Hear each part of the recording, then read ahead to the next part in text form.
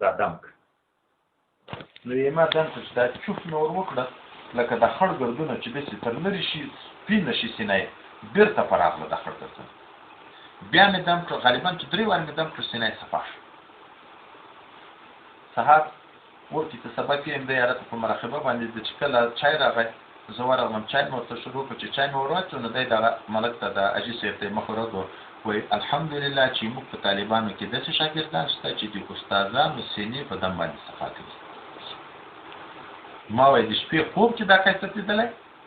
سهار دی هلته دغه کیفیت راته بیان. حضرت مبارک ته وایي ورغلم، 2 وظیفې مې وې، مریض وم، مسکین هم وم. نو 2 وظیفه یې چې راکړه بېرته راغلم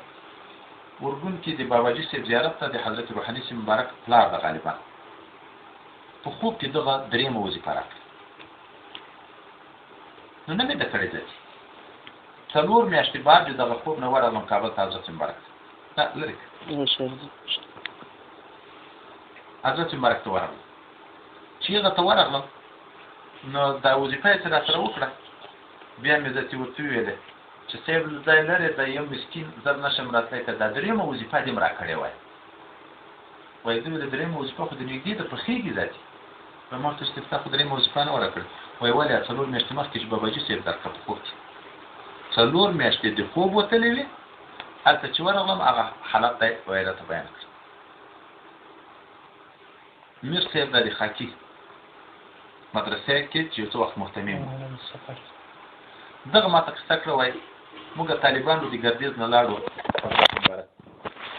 بیعت مو وکړ. چې بیعت مو وکړو نو کابل مو نه ولیدلی. افغانستان کې مخکې دا سفرونه مفرونه نه وو ډېر، موټر هم نه وي، روپۍ هم نه وي، سفرونه هم نه وو. چې راووتو راځو ملګري وویل چې دا باغ وحش خلک یادي درته چې ورخ باغ وحش مې بیا بخته کابل ته راشو که نه شته ورغلو باغ وحش کې وګرځېدو خلجونه مم کې ول بیا رب العالمین کې ول. چې بیرته راووتو دا ملګري خپل منځ کې ویل چې خو وظیفه خو بیرته خرابه شوه.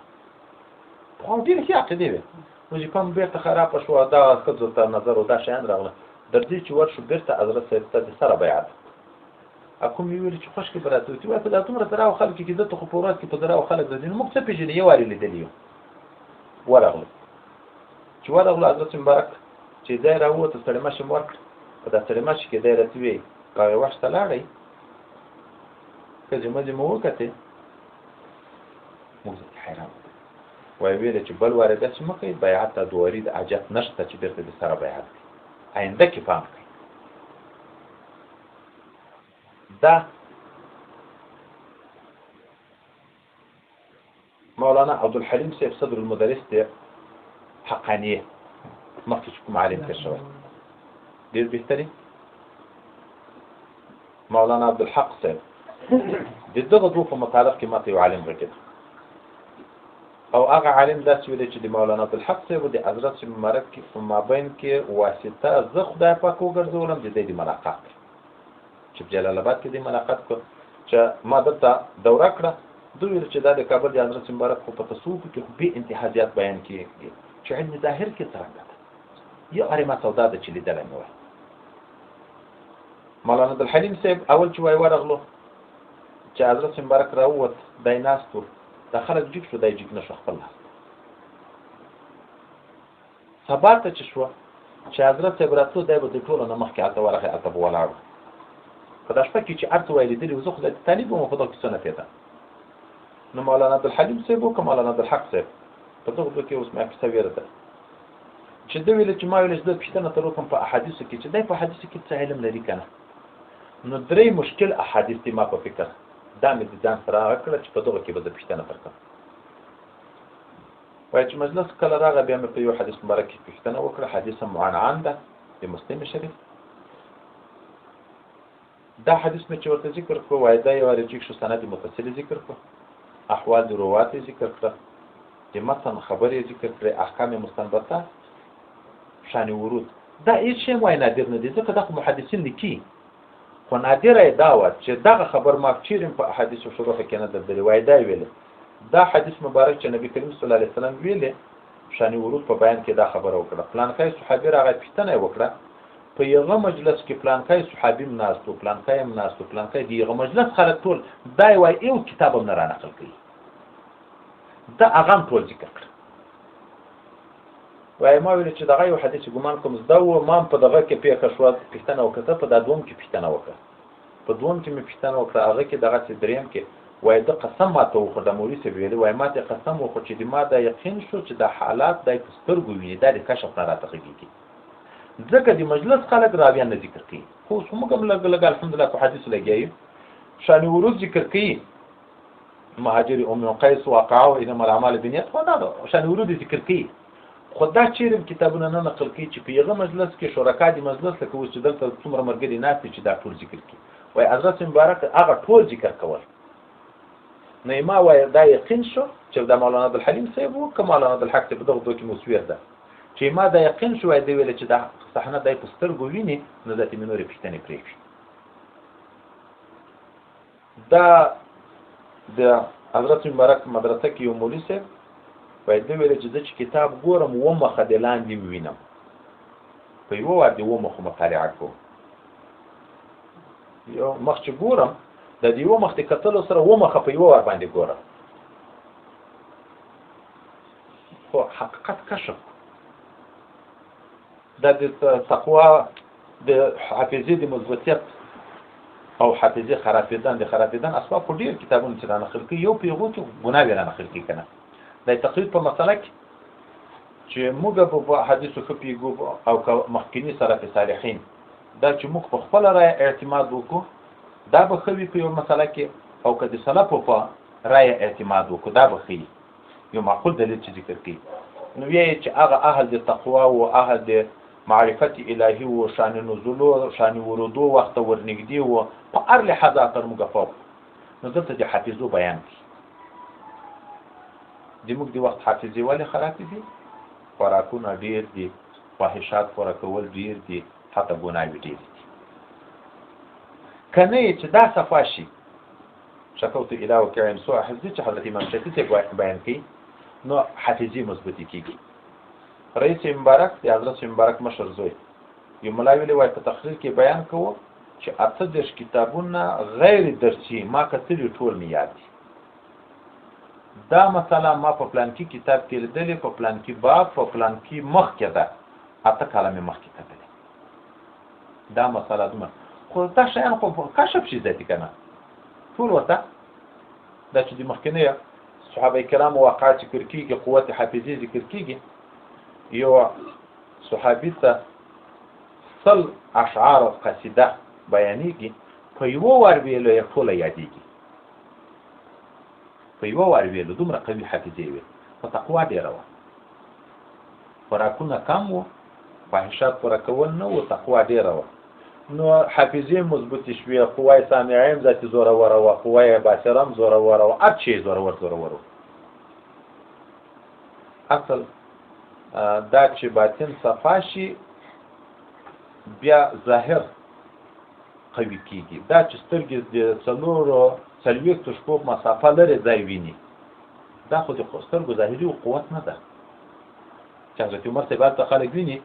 دا چې دا غږ د دغه ژبې دومره لري مسافې ته رسېږي دا خو د ظاهري عالي قوت نه ده دا خو معنوي طاقت پیدا شي او په معنوي طاقت کې دومره طاقت پیدا کیږي چې حضرت جبرائیل علیه السلام د عرش عظیم نمځکې ته د سترګو په رپ کې را رسېده دومره سرعت سیر خدای پاک ورکړی و خواص انسانانو ته خواص ملایکو بهتر دي که نه دي دا چې په یو قدم تر عرشه رسېد دا نه یې د مولانا عبدالرحمن صاحب چې وایي چې حضرت جبرائیل علیه السلام د سترګو په رپ کې د عرش عظیم نمځکې ته رسېږي طرفة العين کې خواص انسانانو چې طریقونه بهتر دي نو بیا دا ولې نشي رسېدلی حضرت اسرائیل علیه السلام دا ټوله دنیا داسې ویني لکه په یو پلیټ کې چې میوه پرته وي ټوله دنیا دا اوس په دغه ساعت باندې مثلا 10 بجې څه ترتیرې یو سړی به په امریکا کې مري یو به په چین کې مري یو به په هندوستان کې مري یو به په عربو کې مري دا ټولو ته حاضرېږي اعوان کلریم خو د روح د قبض خبره خو دته مفوضه ده په دغه وخت کې د امریکا ته هم حاضرېږي، چین ته هم حاضرېږي، هندوستان ته هم حاضرېږي، د دنیا هر کونج ته حاضرېږي. ځکه ټوله دنیا دلته داسې ده لکه دا یو ورغه وای. ګوره لکه دا الله چې موږ داسې ګورئ، دا چې ملایکې ته دومره قوت شته چې ټوله دنیا ورته کشف او تصرف یې دومره قوي کې ده، نو چې خواص انسانانو تر خواص ملایکو بهتر دی، ولې بیا انسان ته دغه مقام نه پیدا کېږي؟ داسې چې دا شیانو ته سړی فکر وکړي، موږ پام نه یو ورته د خپل علمي مسایل احادیث او تفاسیر او دغه شیانو کې سړی چې داسې مطالعه لږ لږ وکړي. دا د یو کتاب ما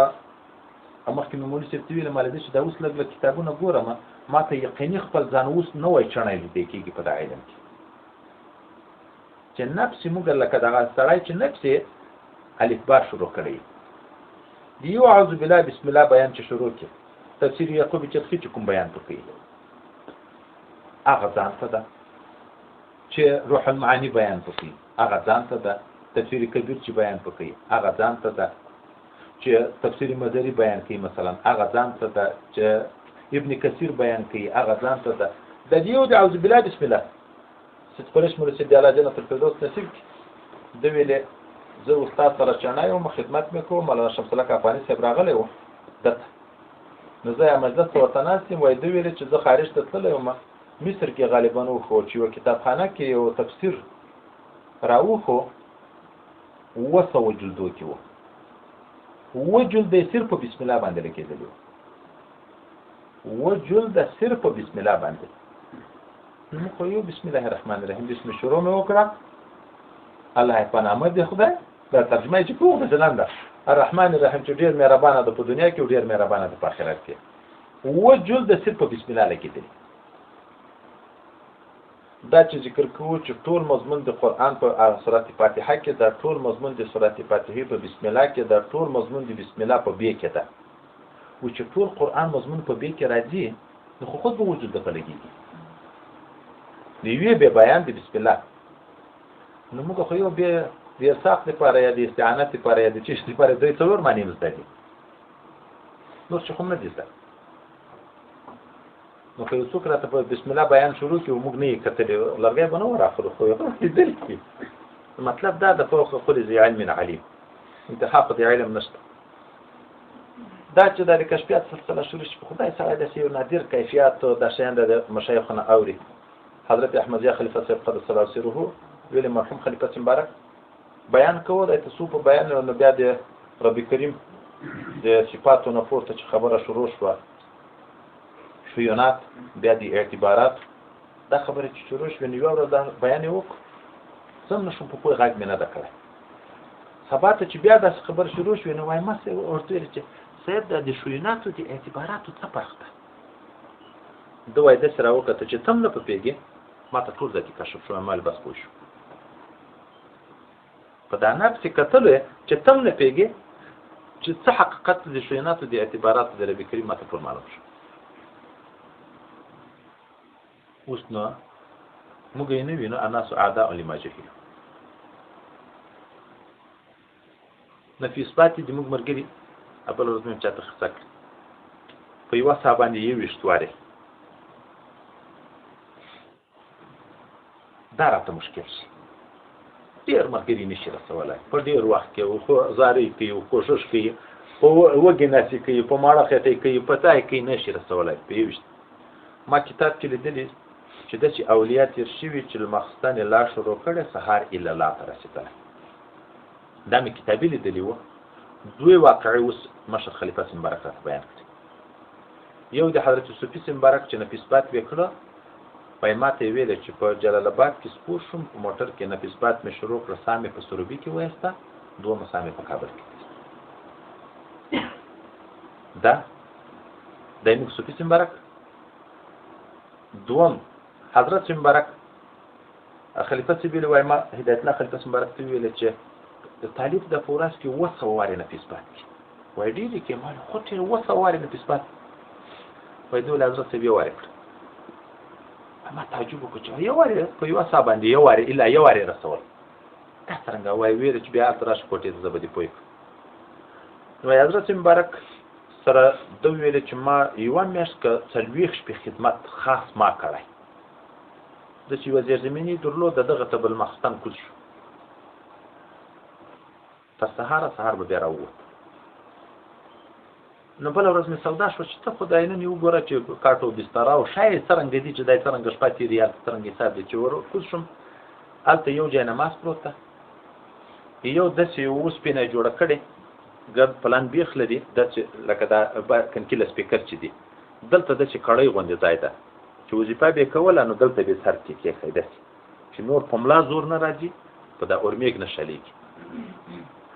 ویل ماخستن به لا شروع کړه سهار به الا لا ته رسېدو لا نشته معبود برحق دا به چې څومره کائنات ټول به متصور کول په دغه کې به نه کول نشته معبود په ملائکو کې نشته معبود ما په انسانانو کې چې دا زر قسم عالم 600 په دریابو کې 400 قسم عالم په وچه کې مشهور قول چې ذکر کیږي او دغه چې خو اتل زر قومونه ذکر کیږي خو دا زر اکثره تفاسیر نقل کوي دا ټول عالمونه به په حضور کې راوسته او نه پکول به معبود ما دانه د سحر به الا الله ته ورسېدل مخستان به لا شروع که سحر به الا الله ته رسېدل دا ټول شپه صاحب بندول دا بشري صفات نه دي یعنی ظاهري نور خو بشر کې دا کمالات خدای پاک پیدا کړي حضرت المشایخ صاحب مبارک چې ظاهر شاه ورسره مخالف شو نو بیا د دوی خاص خادم ته څه روپۍ ومنلې چې کش مړ دی کو یغه مړی ورته وکړه د شپې چې کله پرېوتو حضرت المشایخ صاحب ته ځای واچو نو المشایخ صاحب ته خو ربي کریم علم په ورکړی دی د په توتیو باندې نو ځان یې په خو واچولی دا یې شوی بالښت یې په خوله ورېښی برسېره په ناست نو یوه ګنټه پورې په ناسته ده دا خیال ده چې اوس په ځای کې مړ وي حضرت المشایخ صاحب چې دی په خوله ورناسته یغه نه اثبات شروع کړي ساه یې بنده کړې یوه ګنټه بعد نو خو چې ماخستن یې بندوي چې تر سهاره پورې د یوه ګنټه ناسته چې یوه ګنټه بعد دی ترجیح شوی چې اوس په نو مړي ګوري نو المشایخ صاحب ورته ویلي چې یوه کوزه اوبه دي او د څه دپاره بیا در سره راوړه دی ځای پښو ته ورلېدلی نور مشایخ صاحب ورته چې بس ته د ما حل ما ویه زه د تا حل نه یم پس له مرګ نه بیا دا واقعه ذکر کړه چې نور مشایخ صاحب په خپل مرګ وفات شو دا واقعه ذکر کړه خلیفه صاحب سید امیر دا یو داسې پهلوان خلیفه کې شوی ده نور مشایخ صاحب چې اول چې وایي خلیفه شوم یوه ورځ خر د غونډۍ په څنګ کې سرفت ما ویل ته توجه ورته وکړه چې دی تا په وظیفه کې څه زور شته که نه چې توجه مې ورته وکړه خر مې په هوا کړ د غونډۍ نه مې یې خواته واړوه دغه قصه کړې د نور مشایخ صاحب د وفات په ورځ په جنازه کې وایي ورځ نور مشایخ صاحب مبارک د خانقاه نه داسې په تلوار راووت ما ته ویل ځه چې ځو چیرې وایي پښې د ما په پښو کې د سترګې پټې کړه دا شی وایه پښې مې د په پښو کې سترګې مې پټې کړه شی مې ویلې وایي سترګې لوڅې کړه سترګې مې لوڅې کړې بل ورته هلته د کوټې په وره کې ولاړ یو نو ده راته ویلې چې زه چې چېرې قدم ګدم د ما په پله باندې قدم ګده ورننوتو مریض د ذلقدم په حال کې ده ښځې کنکي سپین ږیري خلک ورته ناست چې دا نور مشایخ صاحب پښه ګدي زه د هغه په ځای پښه ګدم نو نه ما څوک ویني نه دی څوک ویني